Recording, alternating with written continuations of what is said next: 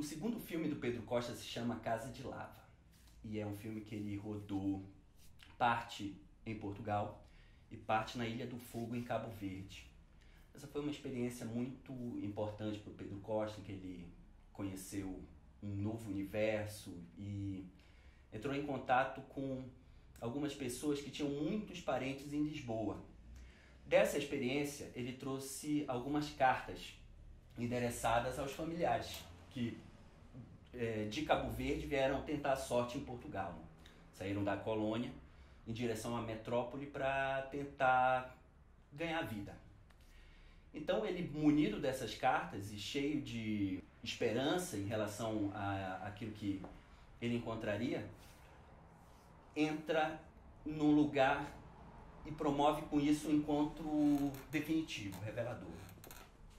Ele precisa levar essas cartas para os migrantes que vieram de Cabo Verde e entra então em contato com duas favelas de migrantes cabo-verdianos em Lisboa. A favela Estrelas d'África e a favela de Fontainhas. Então ele vai entregando as cartas, vai dando as notícias, que ele é o portador, uma espécie de... ele é quase um carteiro afetivo. E vai conversando com as pessoas das favelas, sabendo como é a sua vida, entendendo um pouco a lógica daquele espaço, conhecendo e aos poucos vai se apaixonando por esse espaço. Ainda um pouco perdido em relação aos rumos que vai tomar enquanto diretor, ele encontra no contato com as Fontainhas e com os seus moradores o seu cinema. E o seu terceiro filme vai vir em decorrência desse primeiro impacto. Essa paixão, esse interesse, ele se sustenta em duas coisas.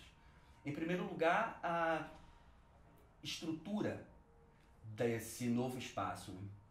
A favela das Fontainhas foi construída por migrantes cabo-verdianos e possui uma estrutura de cidade marroquina. Ela parece uma cidadela fechada, cheia de vielas, de pequenas ruas de concreto, como uma cidade do norte da África, um labirinto. E ele começa a se perder nesse labirinto e encontrar, através de um exercício de olho de pintor, alguns pontos fascinantes na maneira como a luz incide, como as sombras são projetadas, como as cores se comportam dentro desse espaço, e isso lhe fascina. É como se ele penetrasse, entrando em Fontainhas, numa espécie de terra dos mortos, num lugar em suspenso. E Ossos, de certa maneira, carrega um pouco esse tipo de fascínio. E também, sobretudo, com o povo que ali reside, com as diaristas, com os operários da construção civil, com os migrantes, com alguns desterrados, enfim.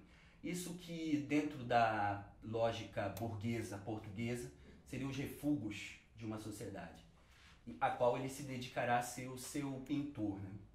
Ele, a partir desse momento, pretende registrar em filmes esses rostos, esses corpos, e ver a fricção entre esses corpos e esse espaço. Desenvolve uma amizade, sobretudo, com uma moça, uma diarista chamada Wanda Duarte, e a sua irmã Zita, que vão ser uma espécie de pilar para o Ossos, no sentido do projeto e também no sentido dramatúrgico, né? Wanda Duarte representa em Ossos Clotilde, uma espécie de líder de um grupo em deterioração, né? A situação de Ossos, o motivo dramático é a vinda de um bebê mal-vindo, da relação entre um rapaz, essa figura paterna, que eu acredito que não é nomeada no filme, e Tina. E o Clotilde funciona como uma espécie de tentativa de insuflar vida a dois corpos radicalmente mortos, né? Tentar puxar essas duas figuras para uma realidade concreta, assim, para algum tipo de beleza, dentro de uma situação absolutamente mórbida, absolutamente degradada, enfim. Esse convívio, essa aproximação, que envolve, evidentemente, uma relação afetiva, ela não abandona em momento algum a investigação estética, porque Se por um lado ele encontra nessas figuras, nesses restos da sociedade, figuras de grande dignidade e de grande beleza, ele também reencontra algumas imagens tradicionais. Assim. O Pedro Costa ele tem uma relação muito genuína e muito profunda com a história da arte e com a história do cinema. E de alguma forma essas histórias ressoam em Ócios. Em primeiro lugar, porque a maneira como ele observa esses rostos que são a base da linguagem do filme, o filme em larga medida é sustentado por retratos silenciosos de rostos de pessoas. Ele encontra uma espécie de história de imagens sagradas, né? Da pintura, por exemplo, de Botticelli, com as expressões das suas virgens, sempre com os olhos baixos, com o rosto voltado para baixo, e algumas outras passagens importantes. E de alguma maneira ele não busca, ele encontra. Isso é uma característica importante. Assim. Esses rostos, esses corpos, atravessando esses espaços, eles ressoam uma espécie de história da pintura, não no sentido da citação como alguns cineastas estetas costumam utilizar. Né? Ele encontra essa beleza, ele encontra essa função sagrada. Ele observa e encontra um ângulo a partir de um estudo muito cuidadoso do gesto, das expressões, das posturas e das suas relações e ressonâncias com o espaço, essa espécie de acúmulo histórico. As imagens do Pedro Costa carregam um acúmulo de uma história estética, né? Uma história das formas artísticas. E ao mesmo tempo uma profunda cinefilia. Né? Esse universo meio que penetrado pela morte, em que figuras muito pálidas, com cabelos longos, negros, recortadas nas sombras, espreitando nas esquinas, como se fosse um grande campo expressionista, ressoa a admiração do Pedro Costa por um certo expressionismo americano dos anos 40, de John Ford e sobretudo a série B de um produtor da RKO chamado Val Lilton, que produziu filmes fundamentais de um grande cineasta e grande referência para o Pedro Costa chamado Jacques Tourneur.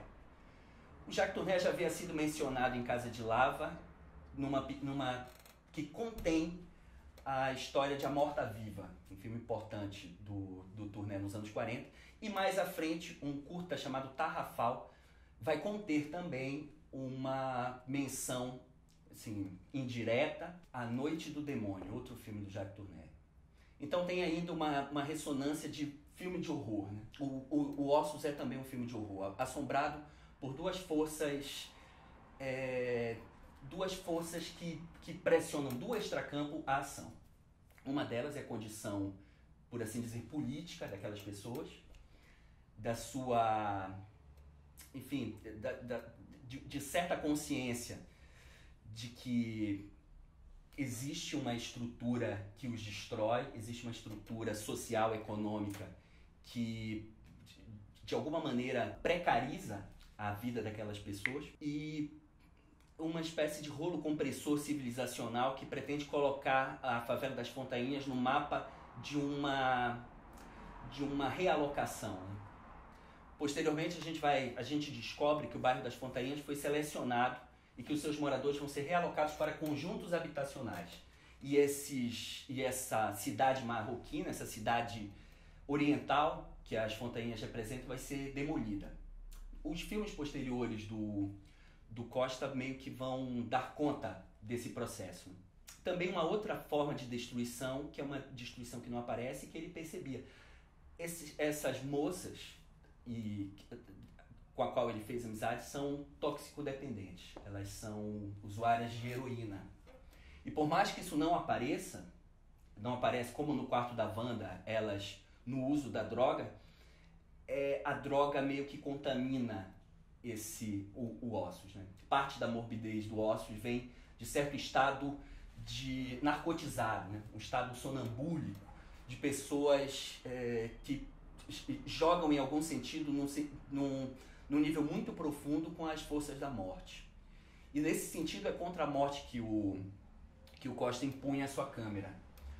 ele pretende fazer o registro de uma história que está desaparecendo, de pessoas carregadas de força e de beleza que ele percebe que vão sumir, assim como um espaço que também está na iminência do desaparecimento. Uma coisa muito interessante, muito rica do olhar do Costa para esse espaço é a valorização que ele dá para as paredes sujas, mal rebocadas, as paredes descascadas, as paredes riscadas, né? O quarto verde da Wanda ele é carregado de uma história. Tem uma coisa que é importante, que aparece num jogo fundamental entre o Ventura e a Beth, num filme posterior do Pedro Costa chamado Juventude em Marcha, que é esse jogo de crianças de ver nas paredes figuras. Você está vendo ali uma figura, como quem vê também formas nas nuvens. Essas paredes são impregnadas de história, e essa história borrada, que não está nessas paredes como essa aqui, por exemplo, é a história que o Costa quer contar. Uma outra assombração que vem do extracampo é o passado. De alguma forma, o elo que une Clotilde, o pai do bebê, e Tina é um elo de alguma coisa que foi vivida em algum momento da juventude e que implica numa espécie de cumplicidade, né? Clotilde está disposta a apanhar dos dois, mas lutar para que eles afirmem a vida, né? Que eles reconheçam que aquilo é uma... que esse campo da morte em que eles vivem, eles precisam reagir contra ele, eles precisam seguir em frente. E isso tem a ver com uma espécie de... com uma imagem que vai ser muito forte no quarto da Wanda, que é a imagem do quarto das meninas. O que é o quarto das meninas? É o lugar em que as meninas se encontram para conversar. E que em algum momento houve uma infância, em algum momento houve uma adolescência, essas meninas fumavam escondido, e que esse momento, que é um momento de cumplicidade entre as meninas, meio que assombra e empurra o cinema do Pedro Costa. E em algum momento da história, no passado delas, elas ouviam fitas, ouviam CDs e eram punks. E isso é muito interessante quando explode na banda sonora a música do Wire, no momento em que a enfermeira entra no quarto delas. Né? Wanda diz, não precisamos de nada. E a fita que tinha sido pausada retorna. Pedro Costa é um punk. Ele teve banda nos anos 70, a formação cinefílica dele, a formação cultural dele inclui toda a cultura punk dos anos 80, que em Portugal implicava nos jovens pegarem instrumentos e montarem pequenas bandas e haver uma espécie de câmbio. E a irrupção do punk nesse momento ela é esclarecedora. Em 1997, na ocasião da produção de Ossos, Pedro Costa reconhece que os verdadeiros punks são as empregadas domésticas, são as diaristas, são esses refugos da sociedade. Não é mais essa figura de classe média. Não, a luta por uma espécie de revolução social urbana, ela acontece entre eles, entre os pobres, entre enfim, entre essas figuras, né? As figuras mais humildes. E esse é um momento interessante, né? A enfermeira, que é uma figura do voluntarismo da classe média, enfim, ela tenta de alguma maneira oferecer conforto a uma situação sem possibilidade de conforto para o pai e para a mãe do bebê. Ela vai até as fontainhas, ela penetra como um corpo estranho, aquele meio ambiente, e dorme com o marido ou namorado de Wanda. Wanda observa aquilo, e o que se segue para mim é muito interessante, assim, porque ela bota uma roupa preta, como se fosse uma heroína de filmes de faroeste americanos, ou uma roqueira, e vai até a casa da patroa e liga o gás, e sai e fecha a porta algumas vezes, né? Como se quisesse que o apartamento explodisse. É um gesto essencialmente revolucionário. O gesto de ligar o gás é, em algum sentido, uma afirmação política e também uma afirmação da vida. Quando ela volta,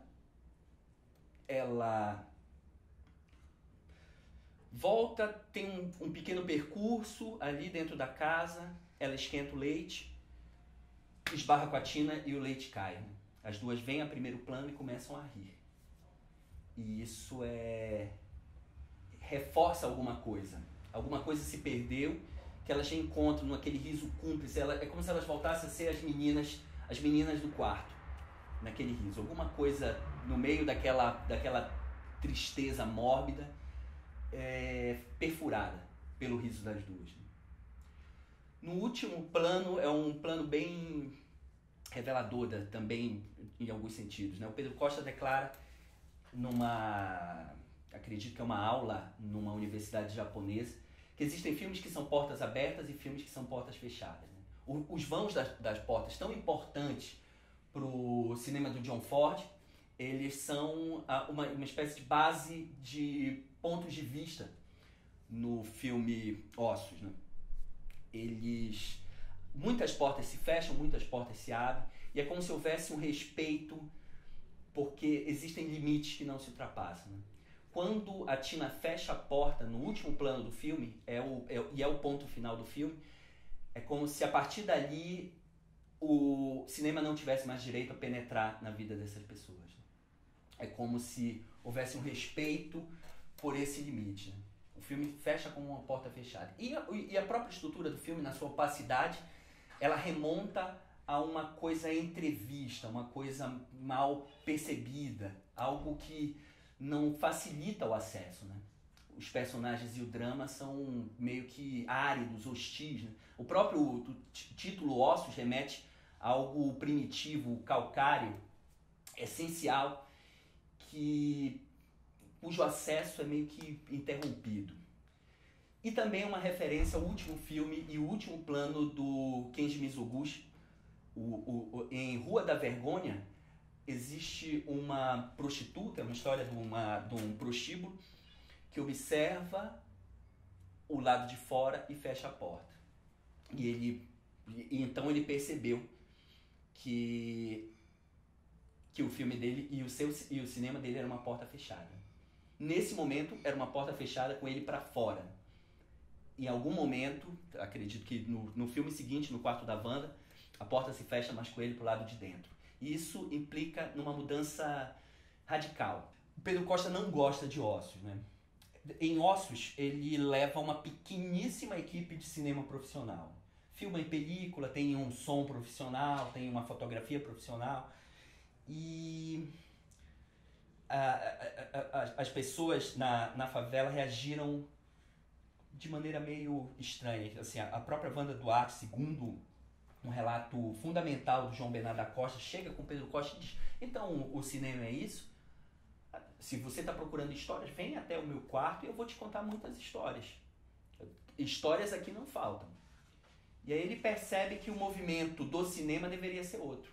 E nesse momento, no momento do contato com a Wanda, no momento em que ele percebe que a dramaturgia dele é insuficiente para dar conta daquela beleza e daquela grandeza que está diante dele, ele substitui a equipe e se torna um cineasta solo. Ele compra uma mini DV da Panasonic ou da Samsung, uma das câmeras mais vagabundas digitais, e vai sozinho morar nas Fontainhas e filmar a Wanda no seu quarto. E isso muda tudo, porque o cinema dele renasce, é como o segundo passo na descoberta do seu cinema. O cinema digital, o pequeno cinema, o cinema de câmera, permite a ele entrar onde com Ossos ele não entrava. Se para Ossos é uma porta fechada por Pedro Costa, o quarto da Wanda ele consegue ir além. E filma as histórias das meninas, filma o consumo da droga, filma a vida de um ponto de vista e numa proximidade que até então ele nunca teve. E isso resulta num filme absolutamente diferente, enfim, um filme revolucionário, um filme fundamental para o entendimento do cinema nos anos 2000, um filme que foi apontado como talvez o filme que abre o novo milênio, e acredito nisso. Mas o que me fascina mais do que isso é esse trajeto, o percurso de investigação desse universo. O Costa é muito sensível às ressonâncias dramáticas, ao peso estético dessa realidade. Ele aos poucos vai refinando esse olhar. A preocupação, por exemplo, o jogo dele com a pintura, o jogo dele com a história do cinema, com a história das formas artísticas vai se potencializando conforme ele vai também ele abdicando de certas vantagens, de certas... A primeira vantagem é a película, que é uma espécie de... que carrega uma espécie de aura dentro do cinema. Precarizando. Na precariedade ele encontra a demolição das fontainhas, ele encontra o processo autodestrutivo dos seus personagens, ele encontra um cinema novo.